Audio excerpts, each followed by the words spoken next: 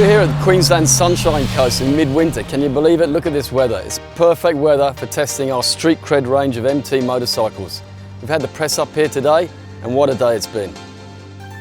So what the MT range represents is a bike for everyone basically. You can enter at the level of 03 or 07, step up to an 09, or when you're really experienced, ride something like this. What we've found is that these machines all share a real usable power. So they puts the power to the ground really well. Each machine does it in its own different way, but what you get is an instant connectivity between the throttle and the rear wheel, and that makes them really easy to ride.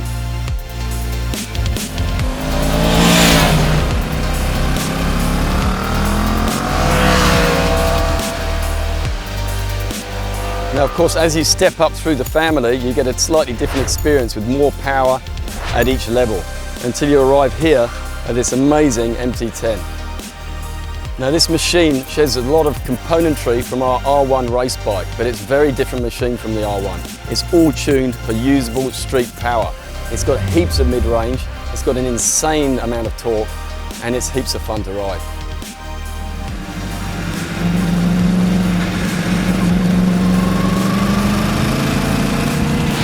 So it's got an inline 4-cylinder engine. It runs a crossplane crank and peak torque comes in at 9,000 revs. It's got about 160 brake horsepower, which is more than enough for on the street. But there's a lot of differences within that engine. So it's got a different camshaft, different valves, a different chip-controlled throttle power delivery. But it basically gives a sensation of instant power and instant control. It's a really comfortable bike to ride. It's got these upswept bars, risers here, so you fit it like a glove. You're not cramped over and bent. It's got a real nice, easy riding position and puts you in full control of the machine.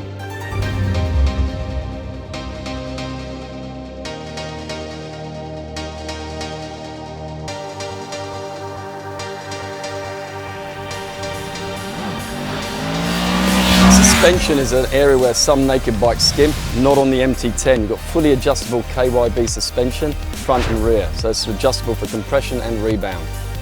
While we're at the front of the bike, you can see the instruments very clearly, and there's a lot of control technologies to make the rider's life more comfortable on the street.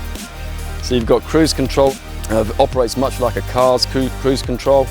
You've got 3 power maps that can be changed on the fly.